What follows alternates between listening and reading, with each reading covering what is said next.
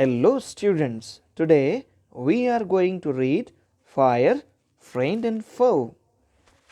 तो फायर का मतलब आग होता है, फ्रेंड यानी दोस्त होता है, और फो का मतलब भी शायद आपको पता हो, नहीं पता? फो का मतलब होता है दुश्मन। चलिए, बिफोर यू रीड, पढ़ने के पहले थोड़ा सा देख लें, रंग थोड़ा बदल लेते हैं ज़रा हम, ताकि पढ़ने में ज़्यादा मज़ा आए। ये लीजिए, रंग बदल लिया हमने। अब पढ़ना शुरू करते हैं। बिफोर यू रीड, इसके पहले कि आप पढ़ें, fire is both useful and dangerous. आग दोनों काम करती है। एक तो ये हमारे लिए उपयोगी है, दूसरा ये हमारे लिए खतरनाक है। What is fire? आग आखिर है क्या? How did we discover it? हमने इसे कैसे डिस्कवर किया? How do we control it? हम इसे कैसे कंट्रोल करते हैं? अब आगे देखते हैं। फायर, फ्रेंड एंड फो। ठीक है, तो फायर यानी आग, फ्रेंड यानी दोस्त, एंड फो यानी दुश्मन। Early man did not know, ठीक है, आग जो हमारे लिए है वो दुश्मन भी है और दोस्त भी है। Early man did not know what fire was. पहले आदमी को पता नहीं था या मनुष्य को पता नहीं था कि आखिर आग क्या होती है।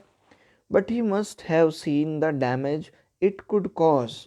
पर जरूर उसने वो डैमेज को या वो जो भी नष्ट किया है आग ने, उसको ज़रूर देखा होगा। But he must have seen, उसने ज़रूर देखा होगा the damage it could cause, कि आग क्या क्या नुकसान कर सकती है।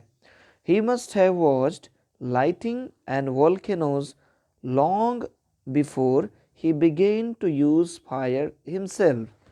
उसने ज़रूर बिजली का चमकना देखा होगा और ज्वालामुखी को देखा होगा, खुद फायर को यूज़ करने के बहुत पहले। Fire was powerful and dangerous. आग बहुत शक्तिशाली और खतरनाक थी और है। एंड ही वॉज फ्राइटन, चूंकि शक्तिशाली और खतरनाक थी, वह उससे डरा हुआ था। Fire may have puzzled early man, but we now know, fire आग ने, may have puzzled early man, पहले के व्यक्ति को शायद पजल कर दिया हो या परेशान कर दिया हो। बट वी नाउ नो, पर अब हम जानते हैं, that fire is the result of a chemical reaction, कि फायर जो है या आग जो है केमिकल रिएक्शन का रिजल्ट है।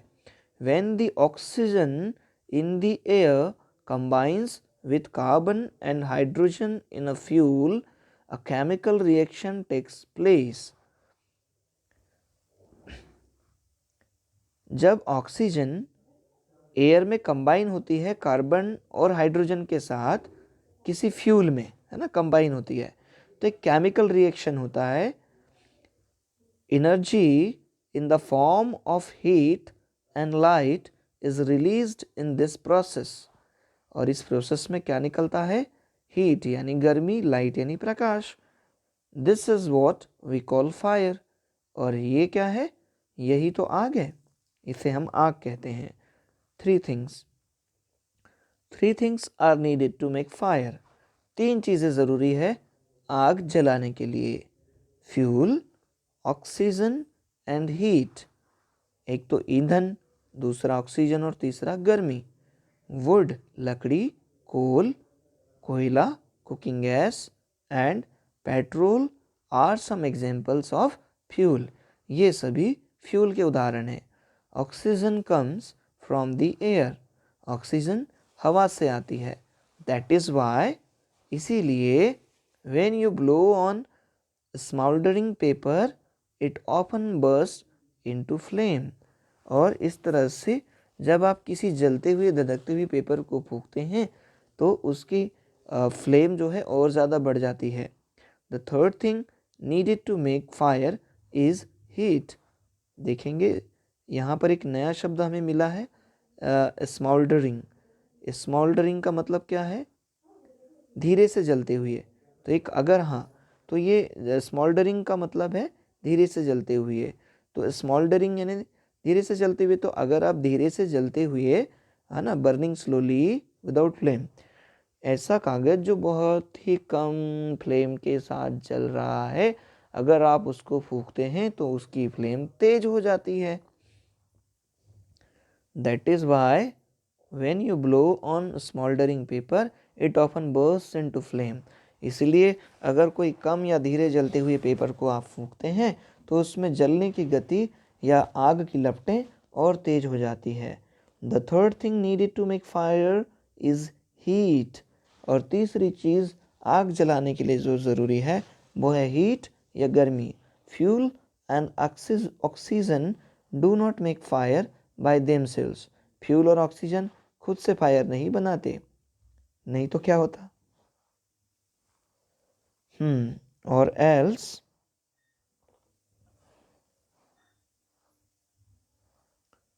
the third thing needed to make fire is heat. Fuel and oxygen do not make fire by themselves, खुद से नहीं बनाते। और else a newspaper or a stick lying in the open would catch fire on its own.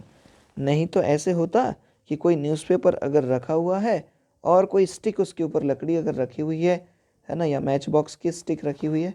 Stick यानी यहाँ पर हम कोई लकड़ी का टुकड़ा ही कहेंगे। तो अगर खुले में वो रहे तो वो खुद से आग लग जाती। To burn a piece of paper or wood, किसी पीस ऑफ पेपर या लकड़ी को जलाने के लिए we heat it before it catches fire, हमको इसे आग पकड़ने के पहले गर्म करना पड़ता है। We generally do it with a lighted match, अक्सर हम कैसा करते हैं, एक जली हुई तिली से हम इसको पहले जलाते हैं, पहले वो उसको उतना टेम्परेचर में लेके आते हैं तब वो आग पकड़ता है। Every fuel has a particular temperature, हर फ्यूल का कोई विशेष टेम्परेचर होता है। At which it begins to burn, जिस पर वह जलना शुरू हो जाता है। This temperature is called the flash point or kindling temperature of the fuel, और इस टेम्परेचर को उसका फ्लैश पॉइंट या किंडलिंग टेम्परेचर कहते हैं। किंडल यानी होता है प्रज्वलित करना या जलाना, ठीक है। It is sometimes said that fire is a good servant but a bad master, और कभी कभी ऐसा कहा जाता है कि आग जो है एक अच्छा मालिक है, वो एक अच्छा नौकर है पर एक बुरा मालिक है। It only means that fire is very useful as long as it is kept under control, और कहा जाता है कि आग बहुत ही उपयोगी है जब तक कि इसे कंट्रोल में रखा जाए। फॉर इंस्टेंस, उदाहरण के तौर पर, we use it to cook our food, हम इसे अपना खाना बनाने के लिए इस्तेमाल करते हैं। Warm our homes in winter and to generate electricity, और ठंडी में हम अपना घर गर्म करते हैं इससे, और इलेक्ट्रिसिटी प्रोड्यूस भी करते हैं हम। But on the other hand, if fire gets out of control it can be very dangerous, पर दूसरी तरफ अगर आग कंट्रोल से बाहर चली जाए तो ये बहुत खतरनाक हो सकता है। Each year thousands of homes and shops are damaged by fire, हर साल हजारों घर और दुकानें आग की वजह से क्षतिग्रस्त हो जाती हैं। Vast areas of forest are also destroyed and hundreds of people are killed or injured, बहुत बड़े बड़े फॉरेस्ट एरियाज जो है वो डिस्ट्रॉय हो जाते हैं और कई सारे लोग जो हैं वो घायल हो जाते हैं या मर जाते हैं।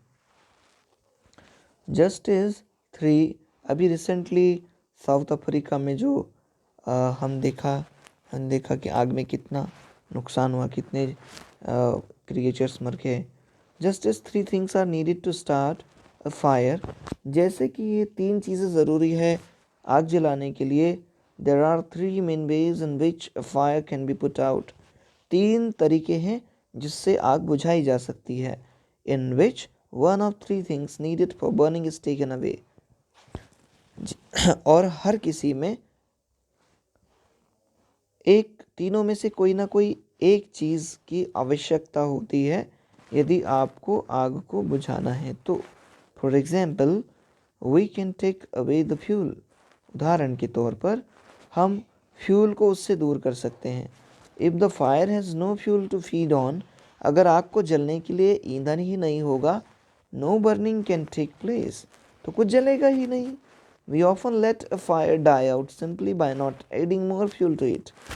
अगर इसी तरह से सामान्यतः सामान्यतः अगर हम आग में कोई फ्यूल नहीं देंगे तो वो जलना बंद हो जाएगी। इस तरह से भी हम उसको बुझा सकते हैं। The second way of putting out a fire is to prevent oxygen from reaching it. दूसरा एक तरीका और है कि अगर उसको बुझाना है तो आप ऑक्सीजन को इसके तक ना पहुंचने दें। From reaching it, no supply of oxygen means no fire. अगर ऑक्सीजन ही नहीं जाएगी तो आग ही नहीं जलेगी। Small fires can be put out or smothered with a damp blanket or a sac. अगर छोटी मोटी आग लगी है तो गीले ब्लैंकेट से बुझाई जा सकती है या बोरे से बुझाई जा सकती है। This stops oxygen reaching the burning material. और इससे जो जलता हुआ मटेरियल है उसको ऑक्सीजन नहीं पहुंच पाती है। और फिर समटाइम्स कभी कभी carbon dioxide is used to extinguish fire. Carbon dioxide का प्रयोग भी आग को बुझाने के लिए किया जाता है। आप कभी पेट्रोल पंप पे गए होंगे तो आपने एक रेड कलर का एक स्प्रे देखा होगा बहुत बड़ा। आजकल तो स्कूल्स में भी रहने लगा है। तो वो आग बुझाने के लिए रहता है, इसीलिए उसको कहते हैं सीज फायर। सीज यानी होता है जब्त कर लेना, और फायर यानी आग, जो आग को जब्त कर ले। ठीक है, आगे देखते हैं। It does not allow oxygen to reach the burning material. और जो ब्लैंकेट्स, वेट ब्लैंकेट्स होती है, वो ऑक्सीजन को बर्निंग मटेरियल तक नहीं पहुंचने देता है। The third way of putting out a fire is to remove the heat. और तीसरा तरीका है गर्मी को हटाकर।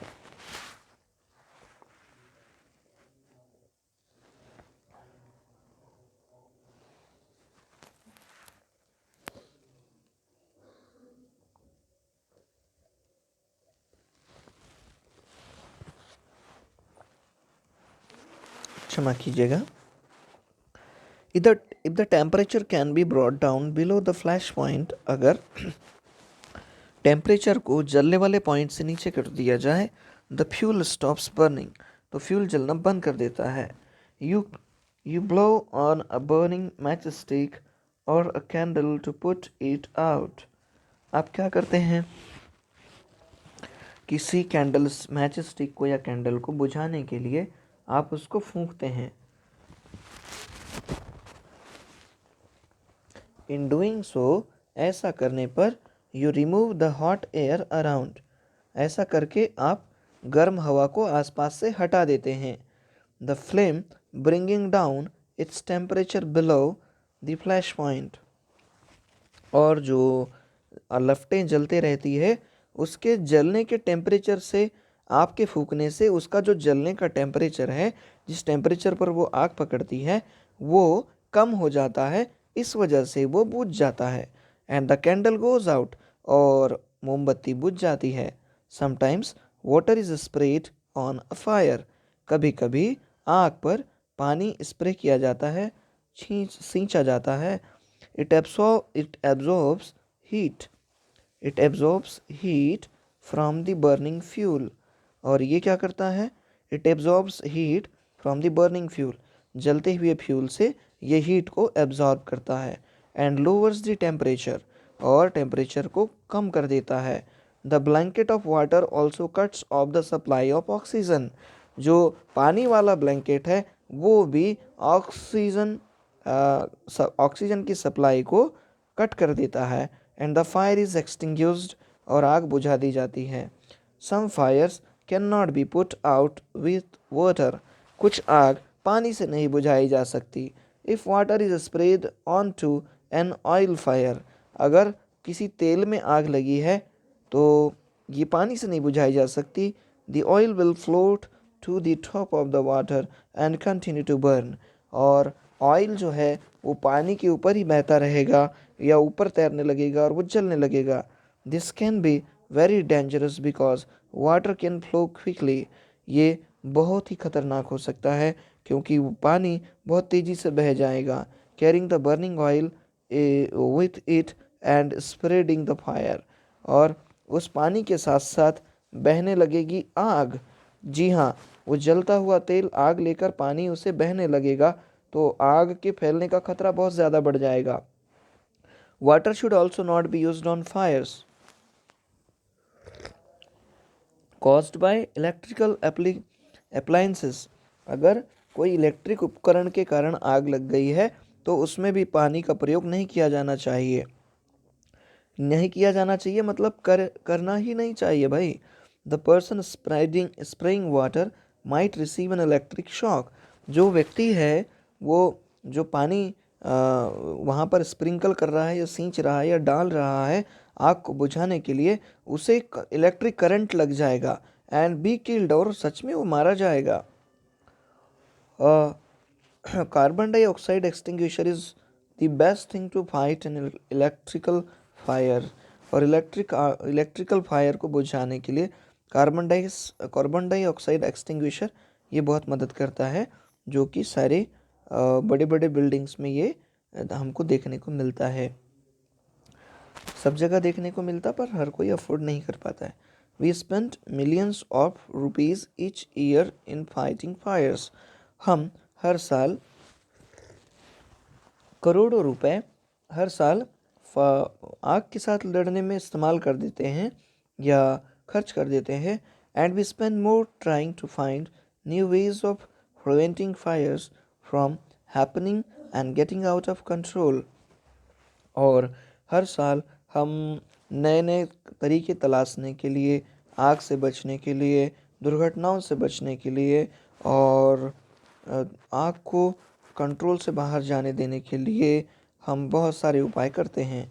ऑन दी होल, पूरी तरह से, we have learned rather well to control fire and put it to good use in our everyday life. और इस तरह से पूरी तरह से अगर हम देखें तो हमने ये सीखा है कि कैसे फायर को कंट्रोल करेंगे और कैसे इसका हम अपने जीवन में अच्छी तरह से प्रयोग करेंगे। लॉन्ग अगो, बहुत पहले, देयर वर नो फायरमैन। पहले कोई फायरमैन नहीं थे, फायर फाइटर्स नहीं थे। व्हेन फायर ब्रोक आउट, जब आग लगती थी, everybody became a fire fighter, तो हर कोई फायर फाइटर बन जाता था। पीपल फॉर्म्ड ह्यूमन चैन्स, लोग एक दूसरे से खड़े ह्यूमन चैन बनाकर खड़े हो जाते थे। They still do if required, वे आज भी ऐसा करते हैं अगर आवश्यकता होती है तो।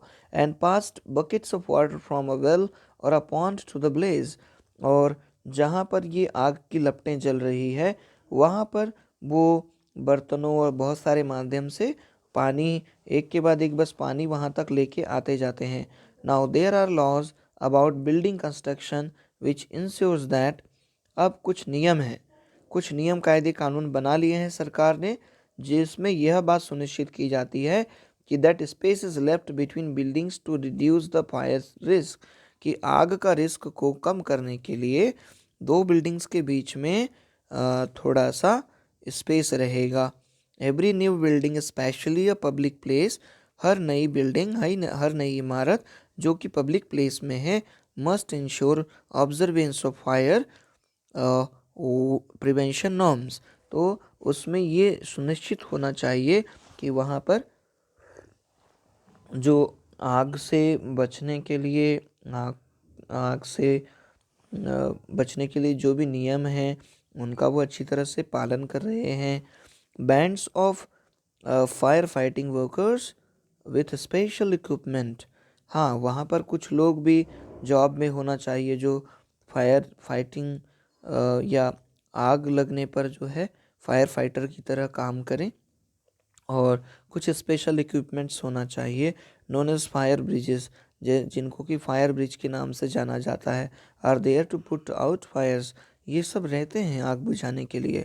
Fire fighters are highly trained people, they possess many skills, fire fighters बहुत ही स्पेशली टैलेंटेड लोग, ट्रेंड लोग होते हैं जिनको बहुत सारे तरीके पता होते हैं, बहुत से तरीके पता होते हैं बुझाने के आग को।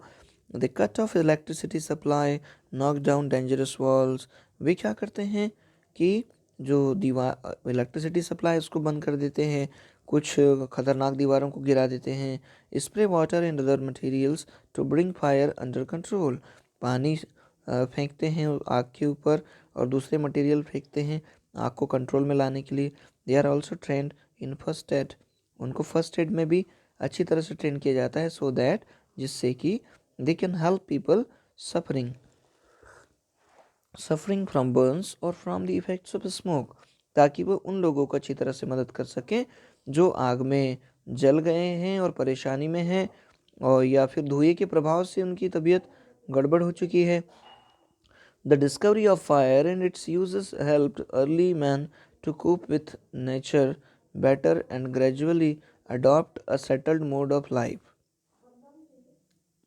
द डिस्कवरी ऑफ फायर, आग की खोज और इसके उपयोग, है ना, ये पहले आदमी को प्रकृति से सामना करने के लिए काफ़ी मदद करता था, बेटर अच्छी तरह से, and gradually adopt a settled mode of life, और इसने आदमी को सेटल्ड मोड ऑफ लाइफ को अडॉप्ट करने में भी अच्छी मदद की है।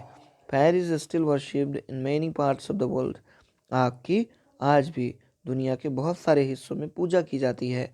Fire is indeed a friend, but as we know it can be a dangerous enemy once it gets out of control।